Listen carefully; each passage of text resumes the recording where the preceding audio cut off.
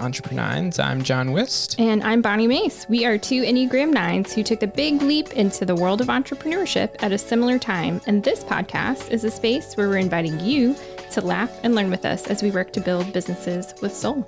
Episode 13. Lucky number 13. Yeah. And fantastic interview ahead for you. Oh, man. So good. Yeah. It's a great conversation with our friend, Nikki Lerner. And I want to tell you a little bit about Nikki. Actually, a lot of bit about Nikki. Yeah. Nikki Lerner, she is an Enneagram 7 Wing 8. And she's a culture coach, speaker, artist, and author.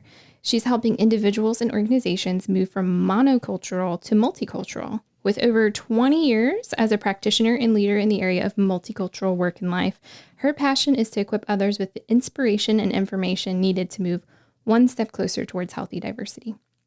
She's also the host of the Culture Coast podcast. She's authored a brand new book called Life Whispers and is also the co-author of the book called Worship Together in Your Church as in Heaven. She's also the leader of the Multicultural Worship Leaders Network, and that equips leaders in faith communities with the tools for multicultural work. And as an artist, she's released 4 solo musical works. So, You're a very talented lady. yes, and you guys are going to benefit from all of her experience and knowledge and wisdom in this conversation. So have a listen.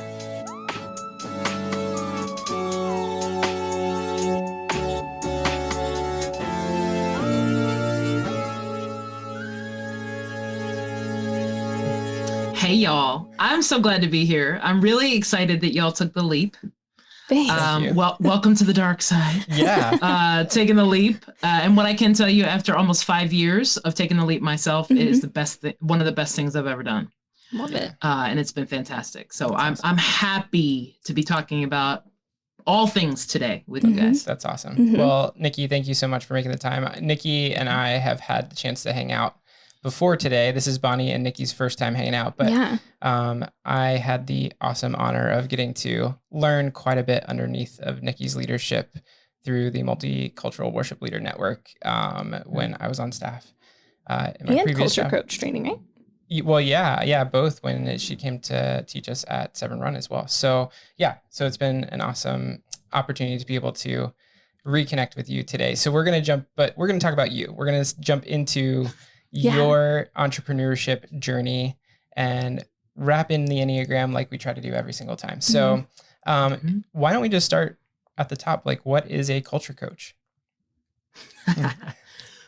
Well, I picked that phrase on purpose because people always go, what is that? It's not like, you're at a party and somebody's like, what you do? And you're like, I'm a doctor. And they're like, oh,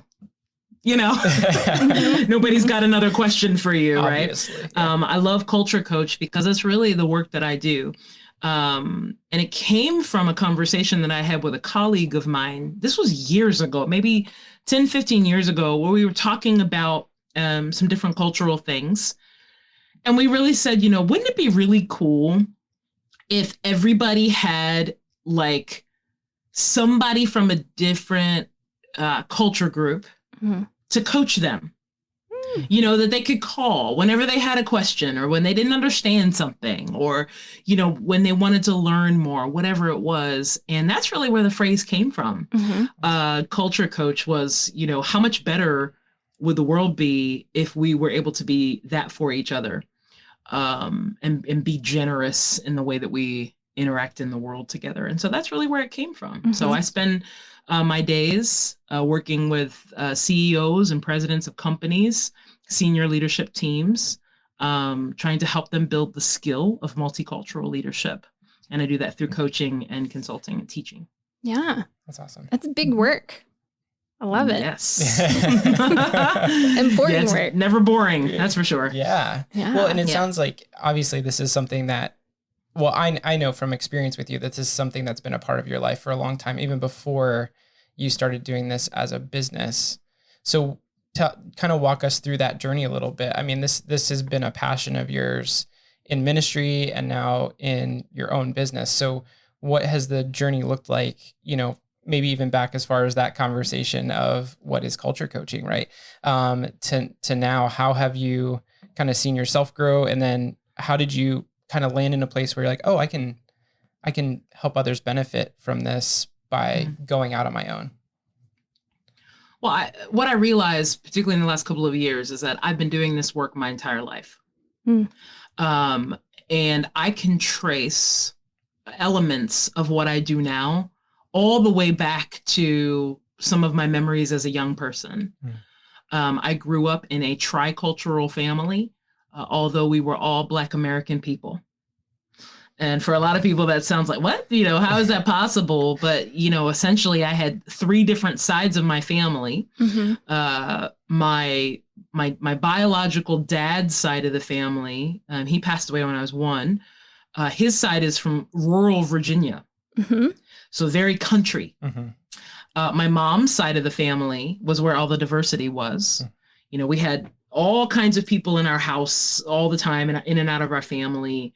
And that's really where I got a lot of the diversity. And then my step family, after my mom remarried, they come from inner city Baltimore.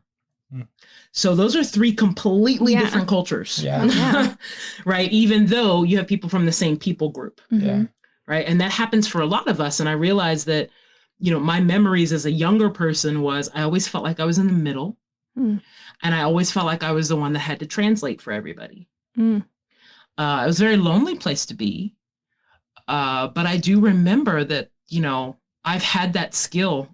That skill has been developed in me for a long time. And so my community groups, my friend groups have always been very, very diverse.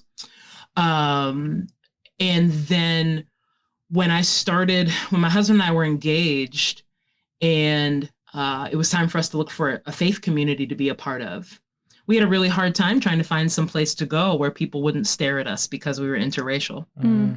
My husband's white American, and he and I are 6 feet and 6'2", and so we tend to stick out. Wherever we go. But the fact that we were interracial just made us stick out even more. And this was back in 1998.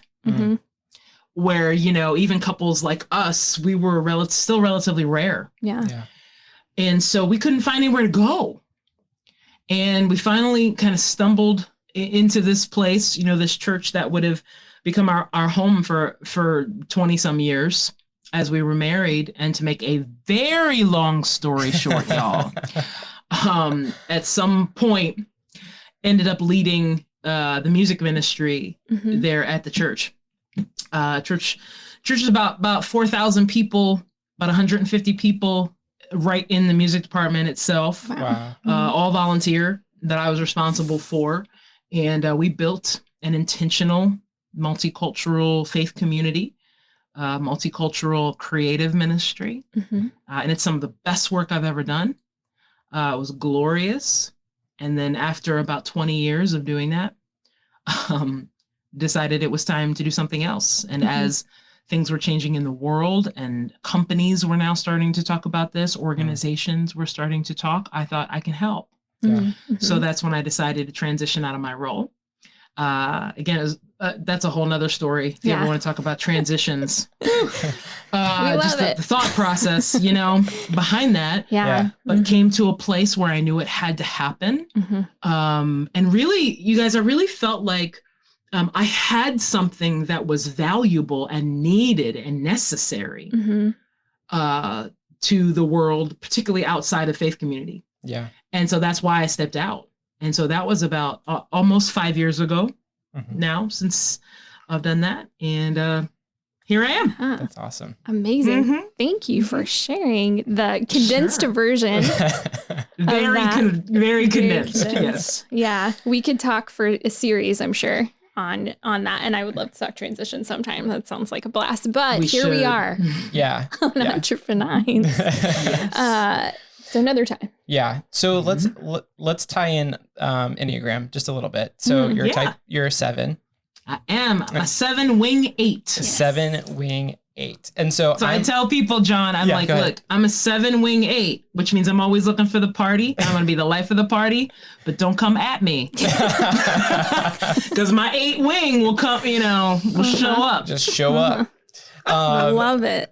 When we found out you were a 7, we were like, oh man, this opens up a whole different kind of line of questioning than what we originally kind of thought, because that's, Bonnie's been educating me. I am not the Enneagram expert. She is. And so I'm learning a lot from her. And so as we were talking about, okay, like some of the work you do is not very pleasant to talk about, like, and you want to be the life of the party. Right. So like, how do those things, kind of like intersect, and like, what do you're kind of running into some things here that, maybe you wouldn't necessarily want to talk about if you want to be the life of the party. And so, kind of tell us how do you walk into those spaces with those difficult conversations?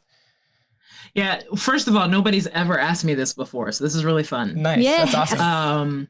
Also, you're absolutely right. Like the collision of those things don't seem to make sense, because if you know anything about Enneagram 7s, the way that we're wired is we are trying to avoid all suffering and pain to every extent possible. Exactly. That's why we're always looking for the party, right? Because we're like, I don't want to talk about grief. I don't want to talk about sadness. I don't want to talk about, let's just go have fun, But I think the marrying of the two, that you could take something that is so complex, something that is so nuanced, like cultural diversity work, and take it from its normal form, which honestly is connected to negativity, shame, guilt, anger, all these things, and pick it up and say, what would it look like if you picked it up and now put it instead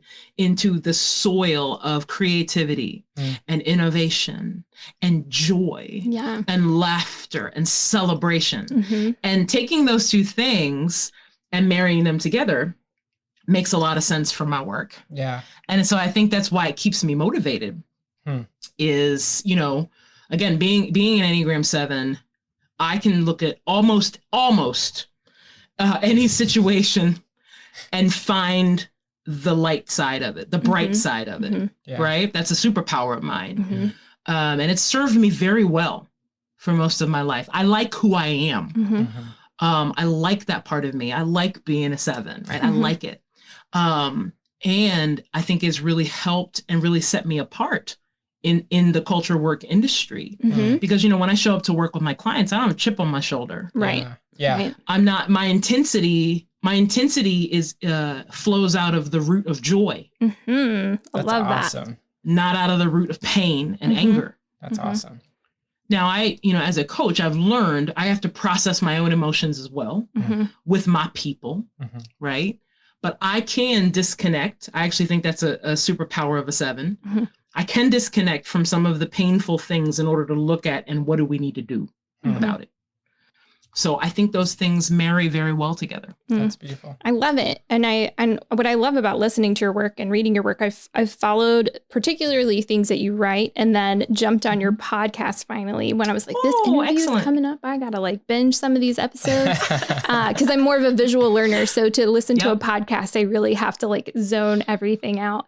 But listening to you, what I love about what you're saying, though, and shows real growth work and maturity and going to the high side of a 7, growth side of a 7, is you also don't minimize the hard in your work, which I think is easy to do without some of what you're talking about, of being able to take care of your emotions and access them in the right context, right? At the right time. Yes.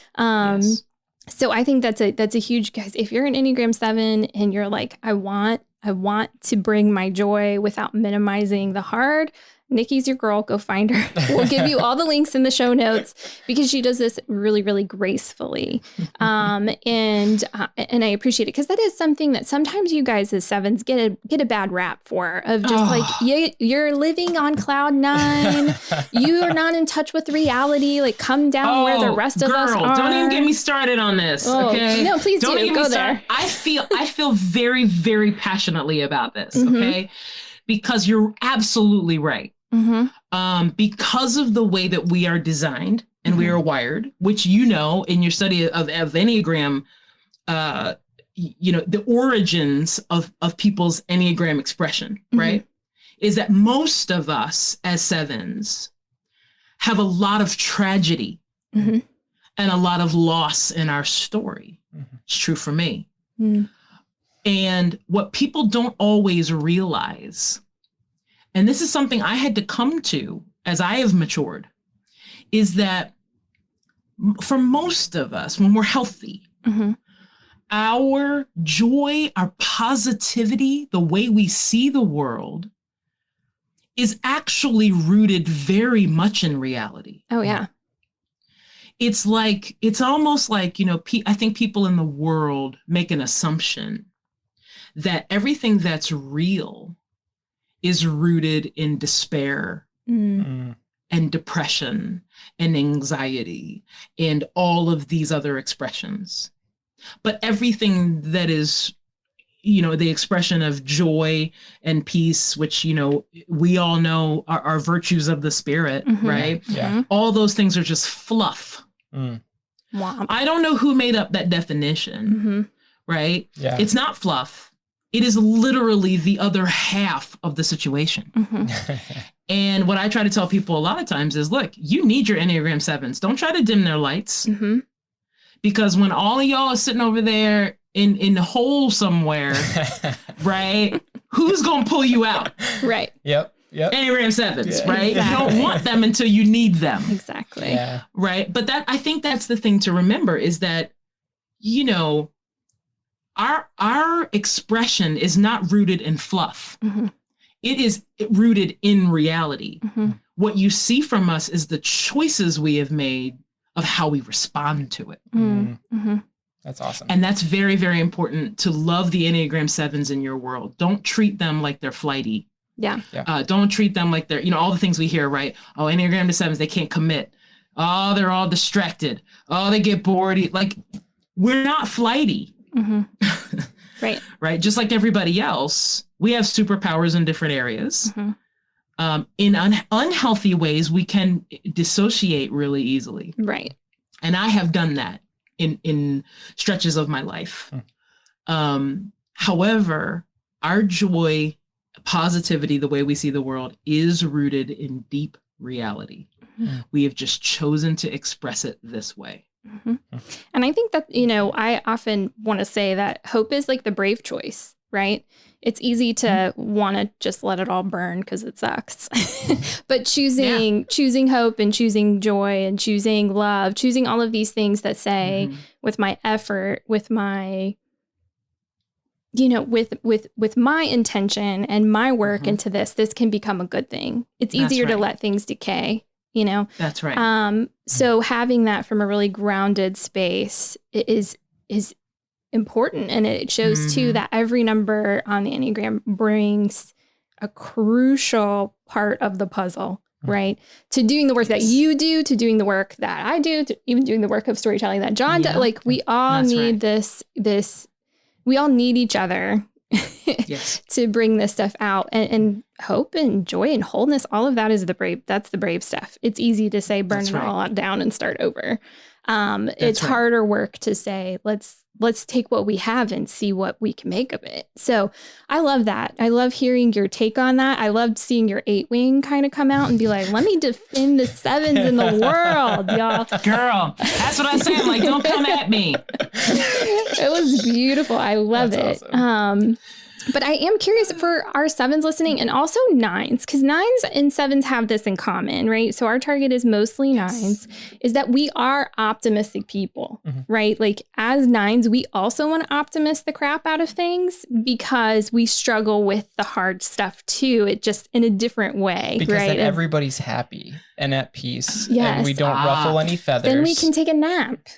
And it's great. That's an important distinction, because what I was going to say as you were speaking, Bonni, is like, I have not experienced 9s to be happy, joyful people. Ah, yes. I'm married to a 9. Okay. My husband's a 9. And in my experience, again, I'm a 7. So you can't compare anything to that, right?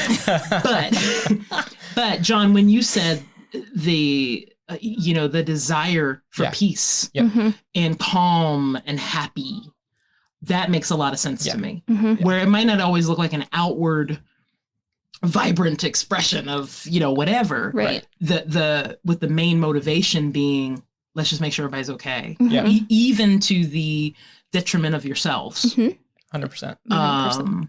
Yeah, 100%. 100%. Yeah. Yeah. So being that we can share, it's harder to look at the seedy underbelly, the reality of hard things in gray area. But however, both 7s and 9s have a superpower to when we do face those things, and then we do bring the wholeness of joy or the wholeness of we can make this into what it's intended to be. That's when our superpowers, again, in their own way, come unlocked. Yes.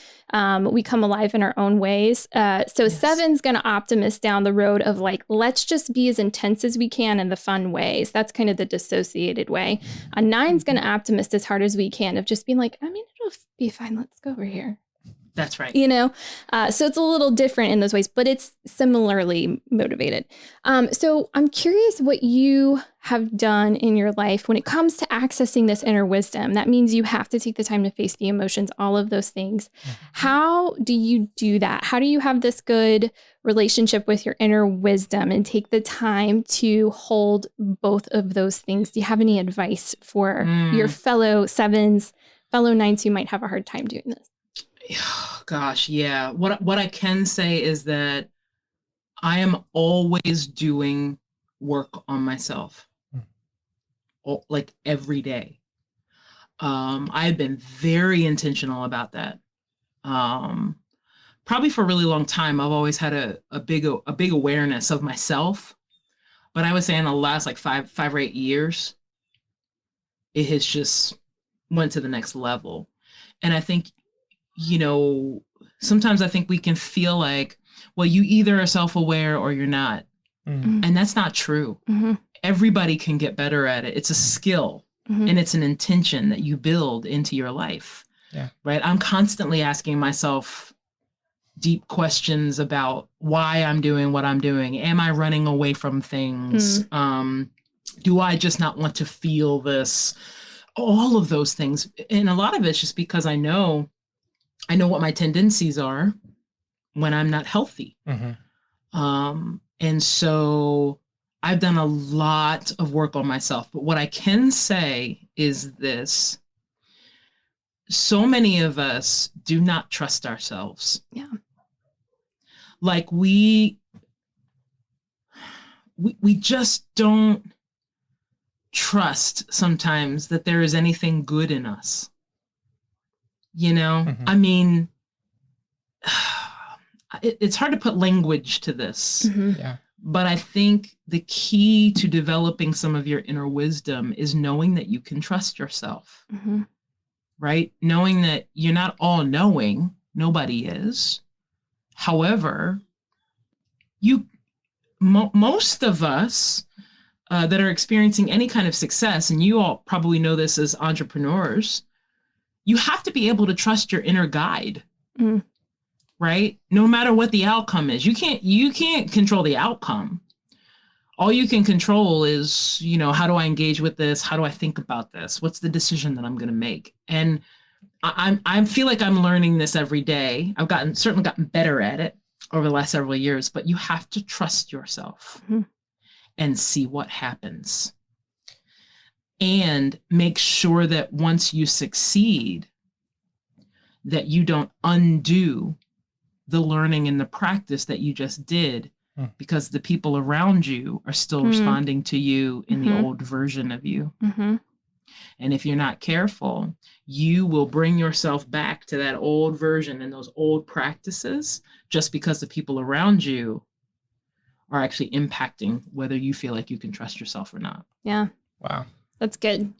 That is really good. Everybody take notes. Yeah. I mean, I feel like, I do feel like with it. So I'll celebrate a year in like a month, birthday, that's fantastic. Actually, a month from today, I will celebrate 1 year. Well done. So oh my goodness, we need to have a party. And then Bonni will be not far behind. That's great. But thank you. I do feel like in that first year, you go on a roller coaster ride of, do I trust myself?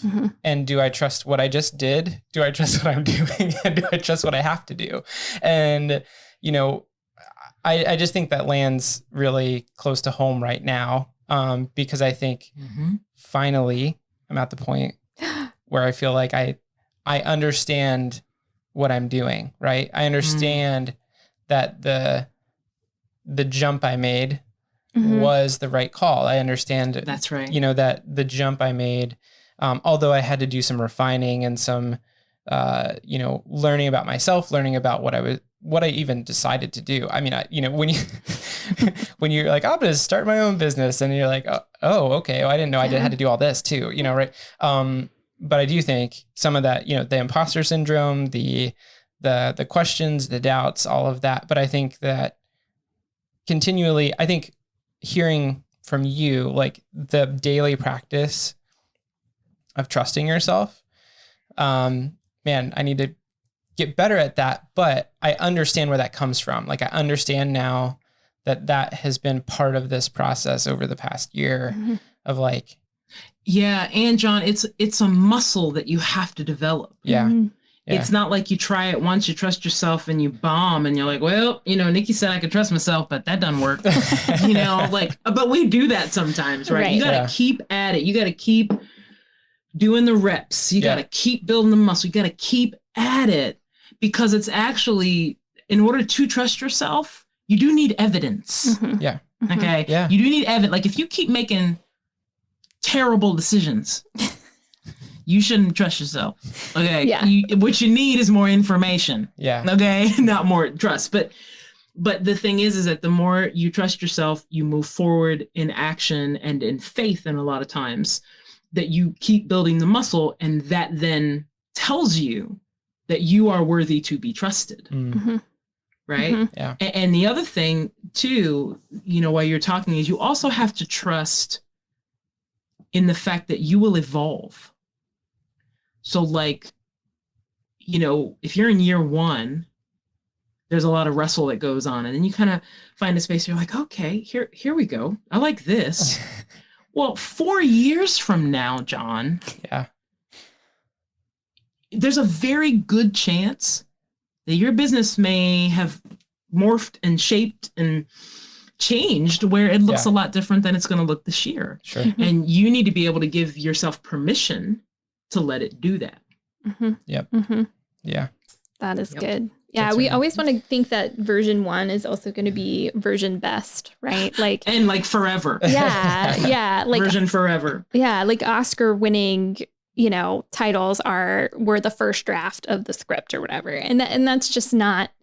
That's not the reality. And people, but the thing is, people don't talk about that part of building. And they don't talk about that part of the creative process. They don't talk about that part of soul searching and self-discovery and learning to trust yourself, that it's bumpy and awkward. I just read this great Instagram post from Scott the Painter about learning to do something that's new. And he was referring to like learning to ice skate. And he's like, think about the person you most idolize who's the best at what they do, and picture them learning to ice skate for the first time. And this will make you feel better about your own learning process. So, everybody looks like a baby foal when they're ice skating, right? Everybody. I tell my clients all the time, I say, and this is in culture work, I say, you have to be willing to be awful before you're awesome. Nobody rolls out of bed awesome. You know, anytime you're learning a new skill or learning something, you're going to look ridiculous. Yeah. But you have to be willing to do that. But honestly, most of us are not. That's why people stop learning at 35 or 40. Yeah. Right. And then they get stuck in their ways, is because most people lose their edge to look stupid learning new things. That's why people don't learn. Well, thank you for the reminder that when I turn 35 in September, I still need to learn. So thank you. Dude, I'll be 46 this year coming up. You need to keep learning. Oh, yeah. You will learn something new every year. Oh, yeah. Absolutely. Well, every 6 months, if you're lucky. Well, here, I can we learn a little bit from you real quick? Sure. I wanna learn a little bit from you from a culture standpoint. As entrepreneurs, we're primarily solopreneurs.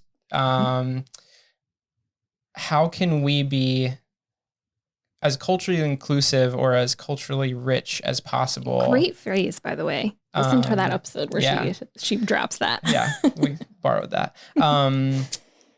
In our pursuit, because part of our goal here is to be businesses with soul. That's just us, the two of us. Like, that's part of our value. And so we want to approach situations, we want to approach interactions with as much empathy, with as much compassion, with as much soul as possible. So, as a culture coach, what would you advise other solopreneurs, entrepreneurs to do so that they can just keep an open mind when they're walking through the door, the next door and the next door and the next door?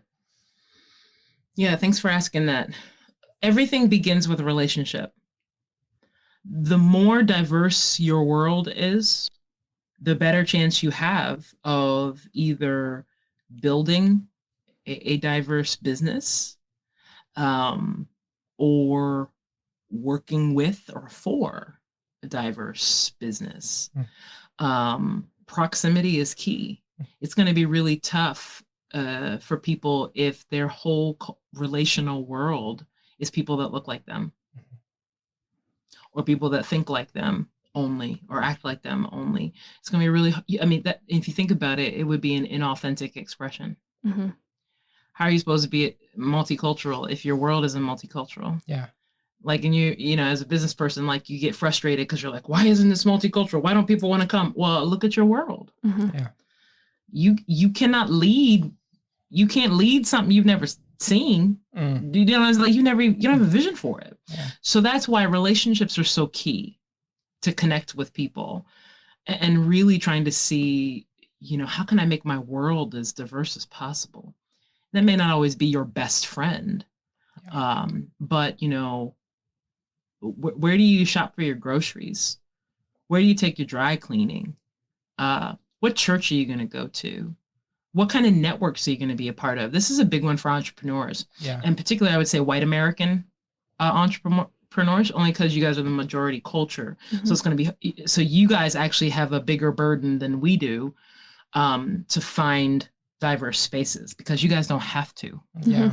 Yeah. Right? Because you're the majority culture. Yeah. Right. So which means you're going to have to go find it. If you have an opportunity to be a part of a network that is like, I'm going to make this up, but here comes Nikki's new entrepreneur network. I don't know. I know, right? Yeah. Like, yeah. Bob's global, not global, Bob's regional network of tech workers. Yeah. Okay. That's on one option. And on the other option, you have Lakeisha's power index of entrepreneurs. Okay. You have a decision to make. Yeah.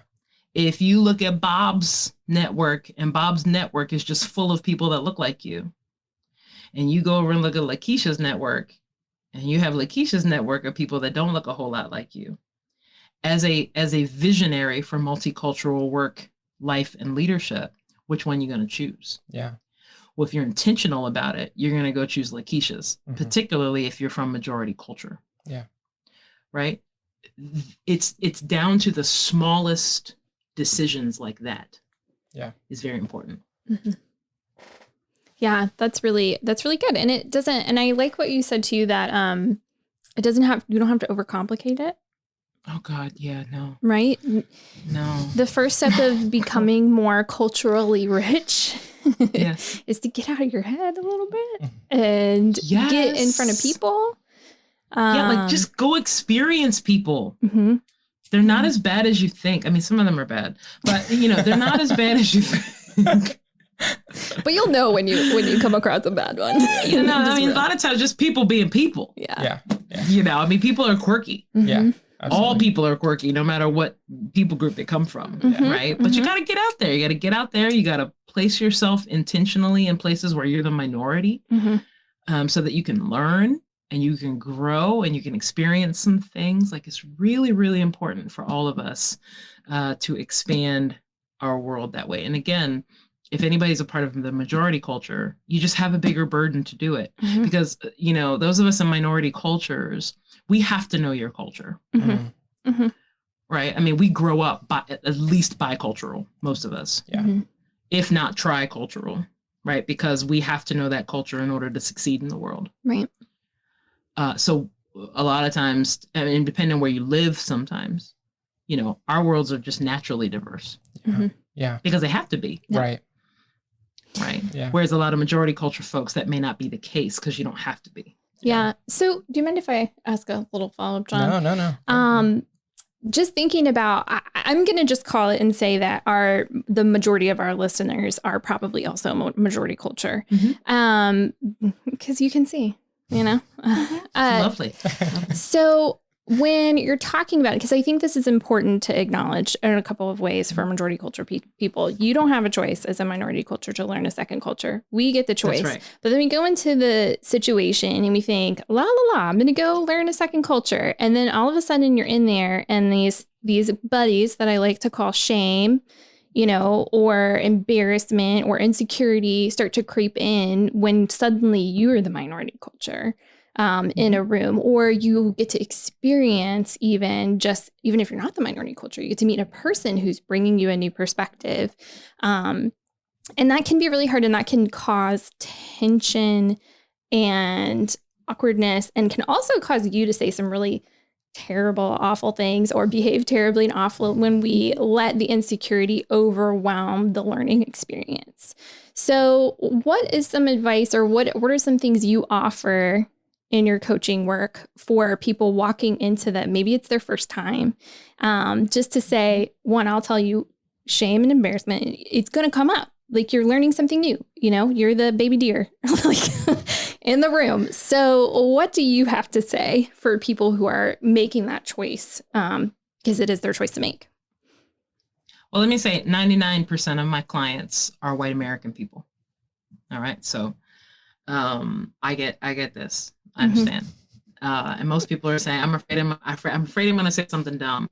And my response to them is, you're going to get ready. So there you go. Just, if you already know, because you're not perfect. Right. And because nobody knows everything there is to know about everybody's culture. It's impossible.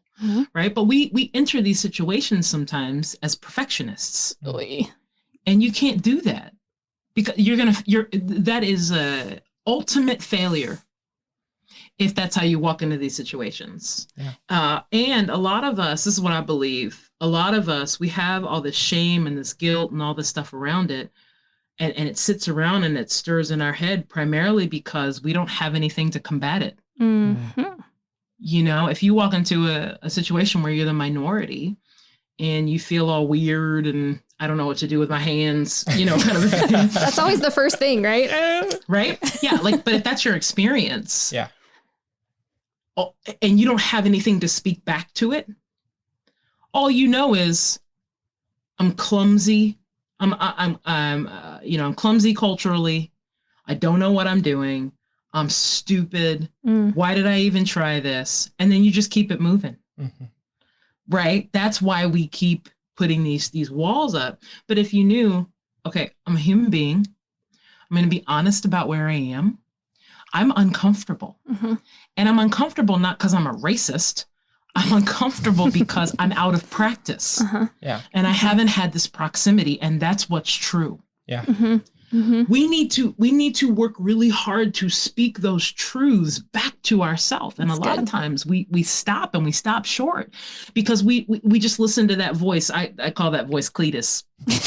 the voice of shame and guilt and you suck. That voice, I call him Cletus. That's the best.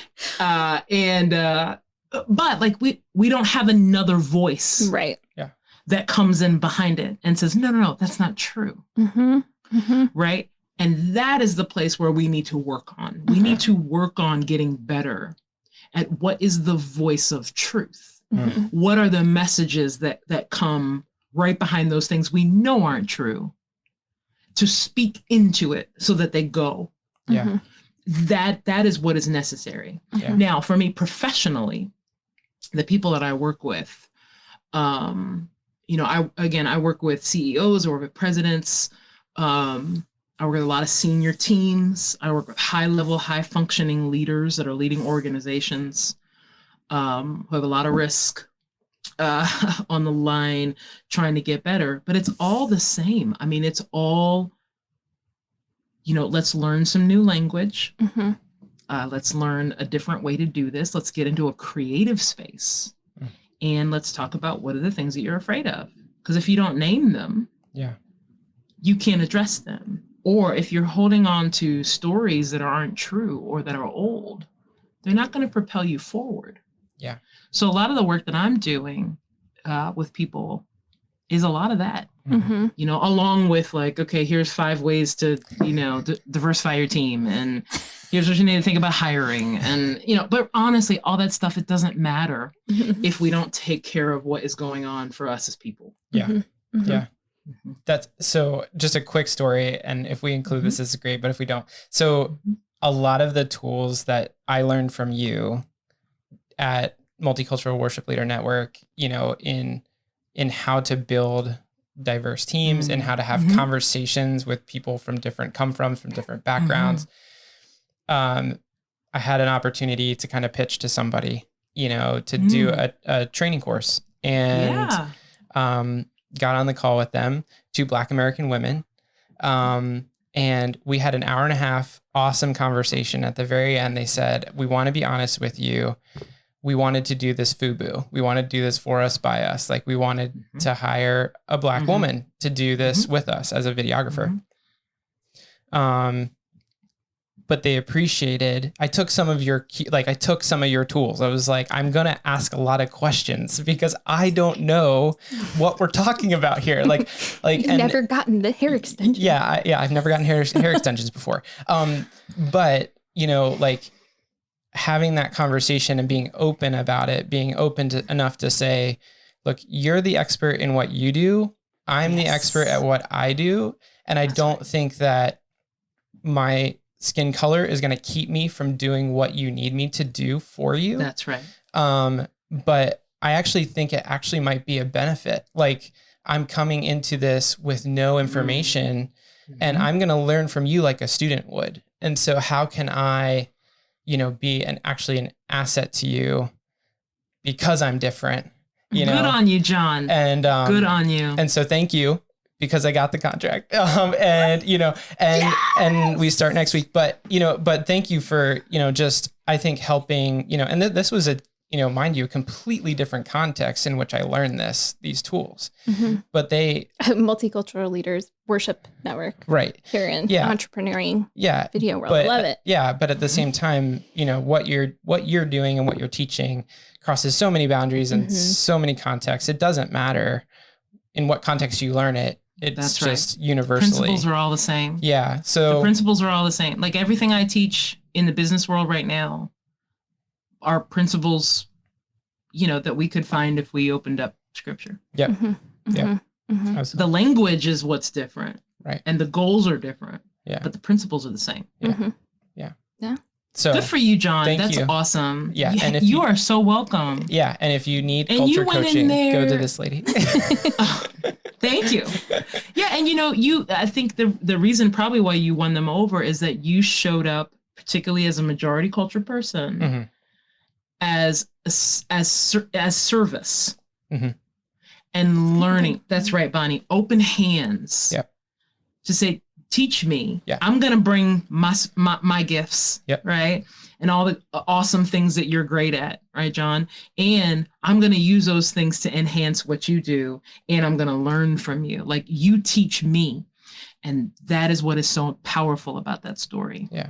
Yeah. Well, thank you. Because I don't know if I would have known how to handle that conversation without some of the tools. That makes me so happy. That makes me so happy. Well, a big, big thank you for coming and just sharing all sorts of rich wisdom with us. Where can people connect with you? You can find everything I'm up to at nikkilerner.com. There's a link to the podcast, the Culture Coach podcast, which is great. We do it weekly. It's free. And it's short insights. It's a great way to get accustomed to me and what I do. Got some things up on YouTube, still working on some of that, but there's some really good videos up there on YouTube. You can find me there. If you send me a message on my website, it comes directly to me. And if you and your team, if you're listening, you want to work with someone like me, you know, that is available as well. I think I only have room for one more client. Nice. To take on this year.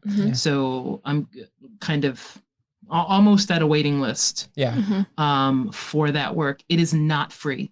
Let me be very clear. It's not free, and I don't do discounts. Yeah. This is your job. This is my job. Yeah. I'm good at it. Yeah. I'm a professional. Yeah. And for most people, they need to invest and have some skin in the game financially to commit to this. Yeah. Right. If I'm like, yeah, we can work together for $10 a month, people aren't going to show up. Yeah. But you don't have to. Right. Right. But if it's a bigger investment, a lot of times people are like, ooh, I paid this money, so I need to show up and get the best I can out of it. Right. You probably find that too, John, with some of the stuff you do. Right. Like so there's just a way to work with me that way. If you want to work directly with me one-to-one or with your team, you can send me a message there on the website as well. Very cool. Yeah. Yeah. And we'll have all this in the show notes so you can spell Nikki Lerner correctly. And yes, get please. To the No right A. one. There's no A in my last name. Yeah. Learn the right way to spell Lerner. And yeah, we're so grateful to have you here. I could probably keep you here for another 2 hours, but I will not do that, even though I think it would be a fun conversation. Yeah. We'll figure it another time. We'll figure it out. We will figure it out. Yeah. And guys, go follow her find her website, and then follow her in the socials and engage in some of the conversations she's having on Facebook and on Instagram. You can get involved there too, because you're going to learn from the people who follow you as well. So not only is Nikki dropping like some amazing wisdom for free, and you can engage in that there, but then also her followers are people who are learning and they're trying. And they're honoring each other in the way that they speak to each other on the internet, which is rare, right? So it's really that. Rare. We like it. It's really rare. We want to see that kind of energy in the world and engagement. Yeah. I think people just know by now when they engage on my page, like I'm not, this is my wing 8 coming out, right? You don't mess. I'm not standing for that. Yeah. I don't. Like, I have no toleration for that. If somebody says something nasty, it's got to go. Say that on somebody else's page, not here. Yeah. Exactly. Here is for learning and growing and getting better. Yeah. So, awesome. Well, thank you again. We really appreciate it. And thanks, guys. We will talk soon. All right. Well, I just want to thank Nikki again for joining us today. She is very busy, and we just want to just give her so much credit for taking some time out of her day to join us lowly new entrepreneurs. Infant entrepreneurs, if you will. Thank you. But yeah, just in some incredible wisdom. And so would love for you guys to just listen to that a couple times, because I think there's lots of notes to take through all of that. And just it gave me a lot of encouragement as a baby entrepreneur. Yes. Infant entrepreneur. Nearing your first birthday entrepreneur. Nearing my first birthday. Well, anyway, you can find us on the internet. Yeah. We are all linked up in the show notes for you, both of our websites and social media, where you can follow us and interact, or hey, hire us. I'm inspired by Nikki to say, hire us there too. Anyway. We're available. And we cost money. This is our job. Please leave us a rating and review wherever you're listening. It helps other people find us, and it helps the show grow. So thank you guys so much for joining us again this week, and we will be back with another episode in 2 weeks. How do you say that? The amount of time that we publish? 2 weeks? 2 weeks. Every other week? Every other week. Okay. It'll be like not next Tuesday, but the Tuesday after. Yeah. Here we are. We said we were going to make this solidified and so good of an ending, Bonni, and I just threw it all away. But it's okay. This is why you guys listen for the end. Yeah, exactly. All right. Well, guys, have a great week. Bye. Bye.